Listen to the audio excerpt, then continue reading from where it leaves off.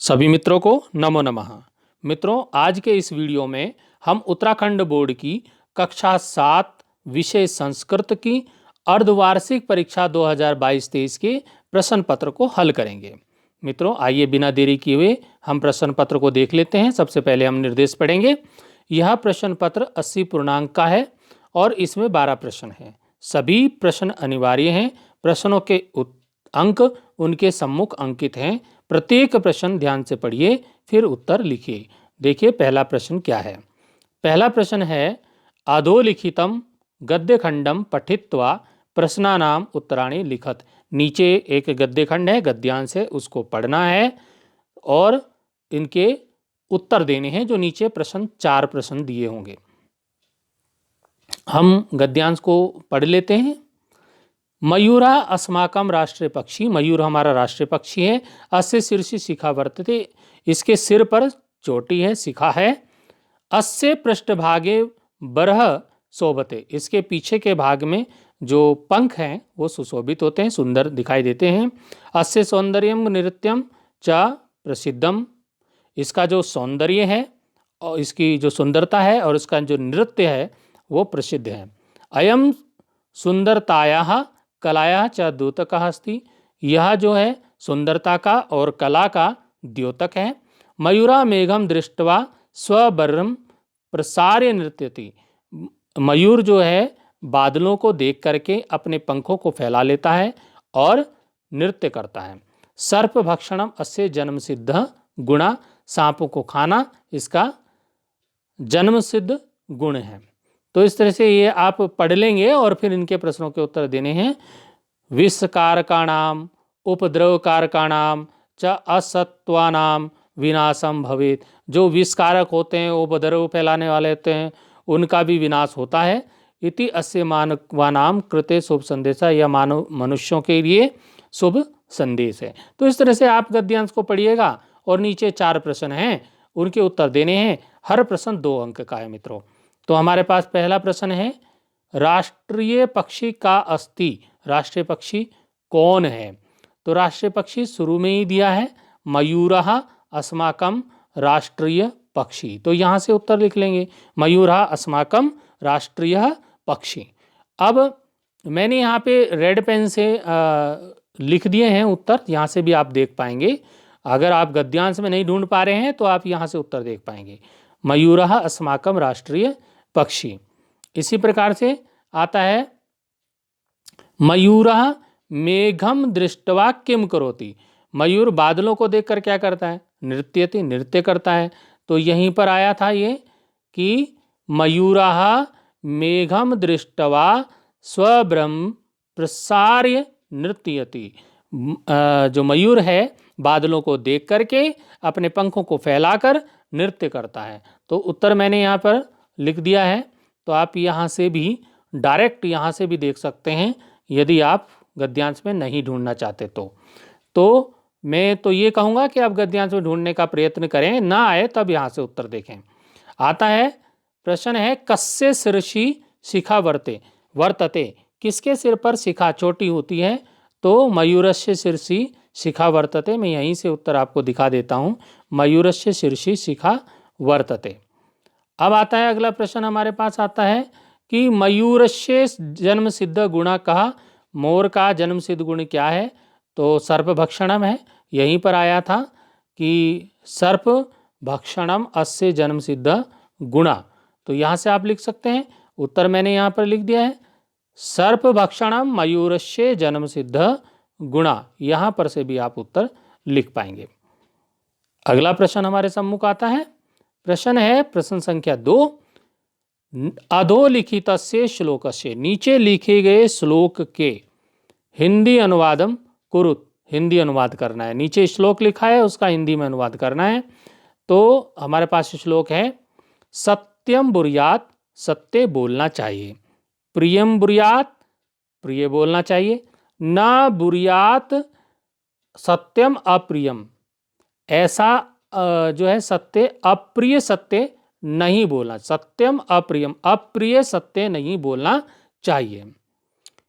प्रियम च नानृतम ब्रूयात। और प्रिय झूठ भी नहीं बोलना चाहिए, यानी कि प्रिय असत्य भी नहीं बोलना चाहिए। ऐसा धर्म सनातना, यही सनातन धर्म है। तो ये इसका अर्थ हम यहाँ से लिखा हुआ मैं आपको दिखा देता हूँ, या मैंने लिख भी दिया है थोड़ा रेड पेन से, जगह कम थी यहाँ पर प्रश्न पत्र पर, तो देख लीजिए।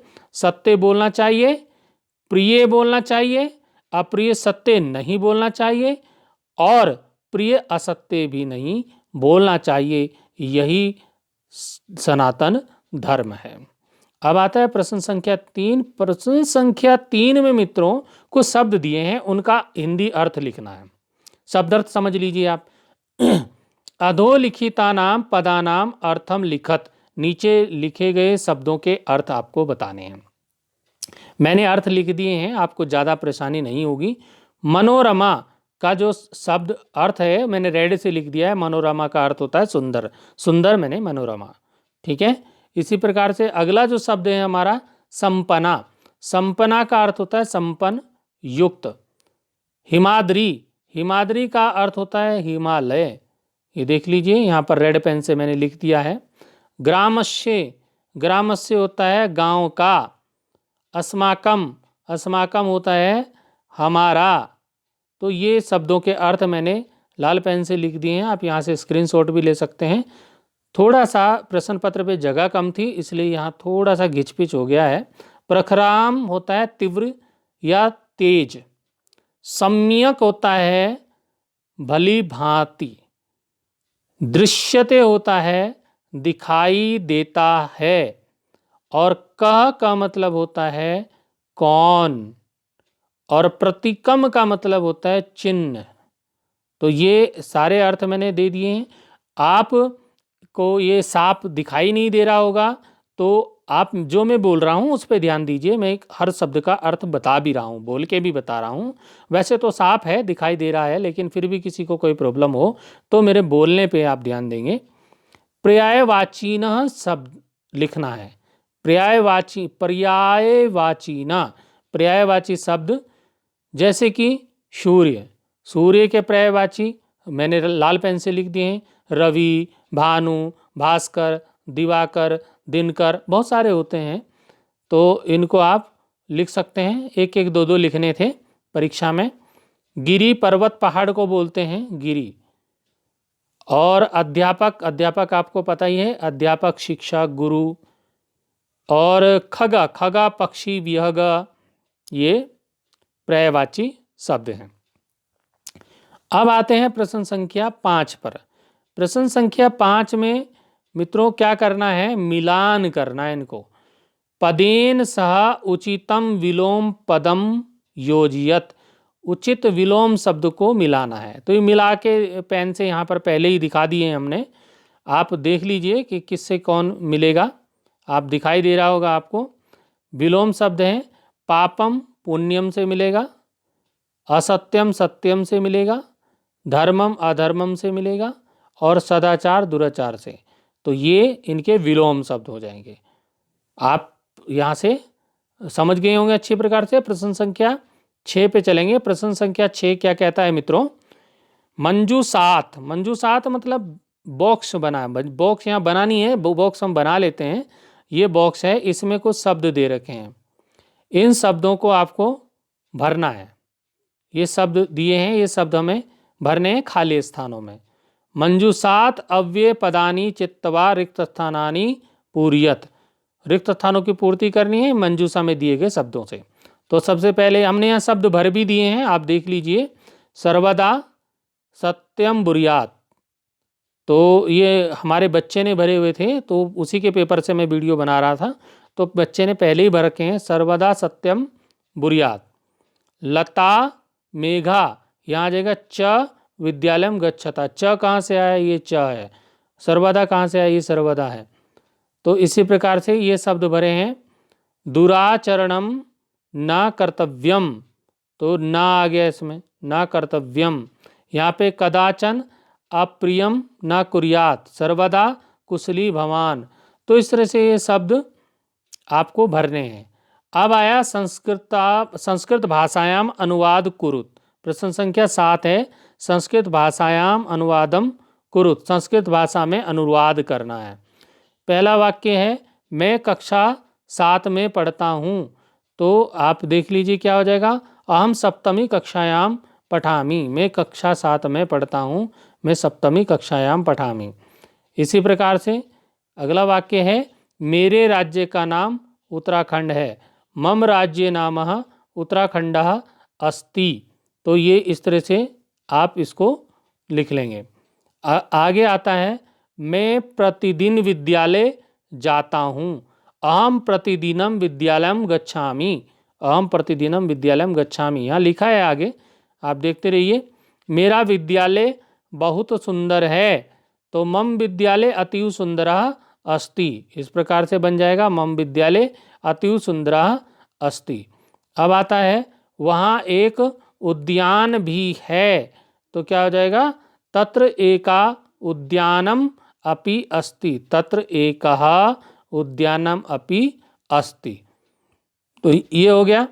अब आता है प्रश्न संख्या 8, अधोलिखित शब्दभ्ये उपसर्गान पृथक्कयत, तो मतलब नीचे जो शब्द दिए हैं उनसे उपसर्ग को अलग करना है।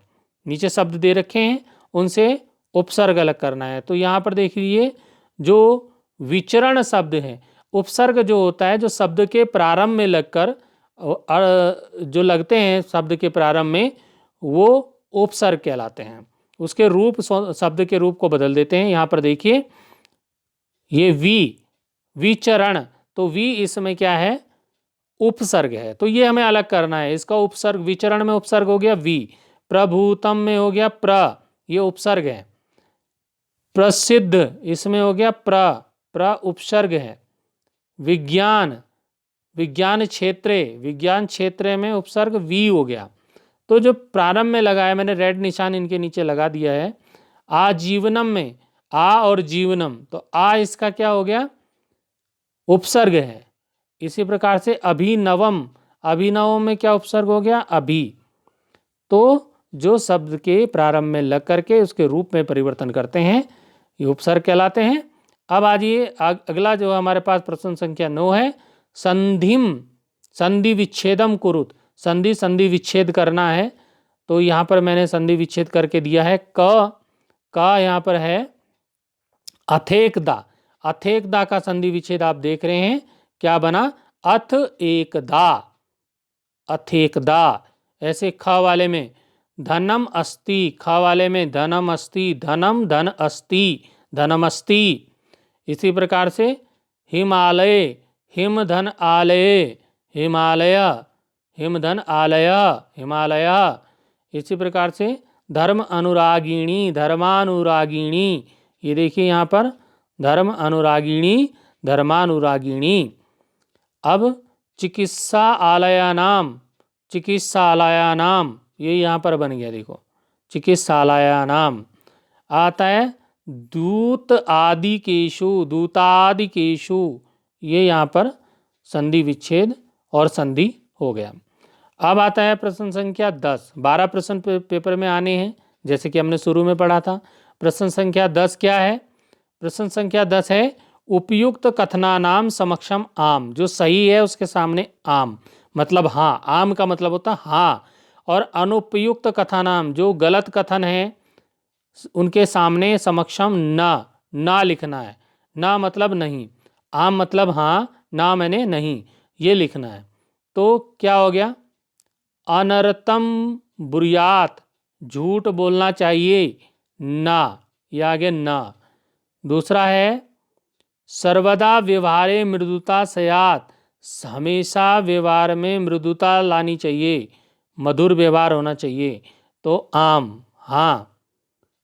उसके बाद है आचारः परमं धर्मं नास्ति, आचरण जो है परम धन नहीं है, सबसे बड़ा धन नहीं है, ना हो जाएगा कि ये गलत कथन है। तो आचारा परमो धनम, नास्ति आ गया, अस्ति होता तो सही होता। अब आता विद्या कुलम रोचते, बिल्कुल सही बात है, आम हाँ, विद्या से कुल का जो है सम्मान बढ़ता है। अगला है आचारात श्रियम न लभते, आचारात् श्रियं न लभते। तो यह हो गया। अब आगे हम ये ना आया तो आम हो गया। अब आया यहाँ पर निर्देशानुसारम, 11वां हमारे पास प्रश्न है।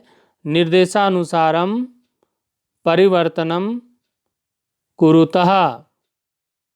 तो अब इसमें परिवर्तन करना है। जैसे अहम नृत्यामि बहुवचने, तो क्या हो जाएगा बहुवचन में? वयम नृत्यामः, वयम नृत्यामः। इसी प्रकार से त्वम पठसि, इसका क्या हो जाएगा बहुवचन में? यूयम पठत, यूयम पठत। तो मैं बोल रहा हूँ, उस पर ध्यान दीजिए, बच्चे ने भरा है, थोड़ा सा गड़बड़ कर दिया है। युवाम क्रीडतः, एक वचन में हो जाएगा त्वम, यहाँ हो जाएगा त्वम क्रीडसि। फिर है आवाम गच्छावः, एक वचन में हो जाएगा वयम गच्छामः, वयम गच्छामः। तो इस तरह से इनको सही कर लेंगे। 12वां प्रश्न देखेंगे। 12वें प्रश्न में रिक्त स्थान भरने के लिए हैं, उनको देख लीजिए आप। क्या हो जाएगा? प्रदत्त विकल्पेभ्य शुद्धम पदम चित्वा रिक्त स्थानानि पूरयत। कुछ शब्द दिए हैं, उनसे आपको सही शब्द को चुन के रिक्त स्थानों की पूर्ति करनी है। तो मैंने निशान लगा दिए है। पहले में क्या आएगा? तो यहाँ आ जाएगा शाखाया, पत्राणी आनया, यहाँ इसमें आ जाएगा शाखाया। दूसरे में आ जाएगा वृक्षात, वृक्षात पत्राणी पतंती, वृक्ष से पत्ते गिरते हैं। फिर बालका आनयंती, तो पुस्तकानी, यहाँ पे आएगा पुस्तकानी।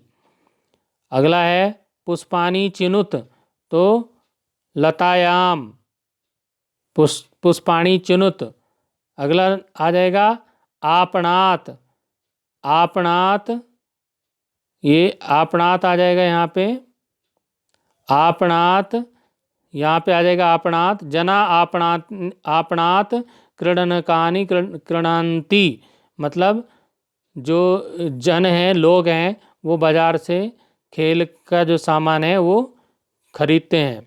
अगला आ गया, इसमें आ जाएगा पत्रिका, यहाँ पर पत्रिकाया आ जाएगा, पत्रिकाम नहीं आएगा, पत्रिकाया। तो इस प्रकार से इन प्रश्नों के हम उत्तर लिख पाएंगे मित्रों। तो आप अच्छी प्रकार से समझ गए होंगे। ये अर्धवार्षिक परीक्षा कक्षा 7 का प्रश्न पत्र है। और मित्रों, आपकी जानकारी के लिए मैं बता दूं, ये उत्तराखंड बोर्ड की जो SCERT की संस्कृत की पाठ्य पुस्तक है आमोदिनी, आमोदिनी पुस्तक से ये प्रश्न पत्र लिया गया है। रुचिरा पुस्तक से ये प्रश्न पत्र नहीं है। तो आप कंफ्यूज ना हो, सीधा समझ लीजिए, राजकीय विद्यालयों में आमोदिनी पुस्तक चलती है संस्कृत की, उससे ये प्रश्न पत्र है। मित्रों, फिर मिलेंगे अगले वीडियो में। अभी के लिए धन्यवाद।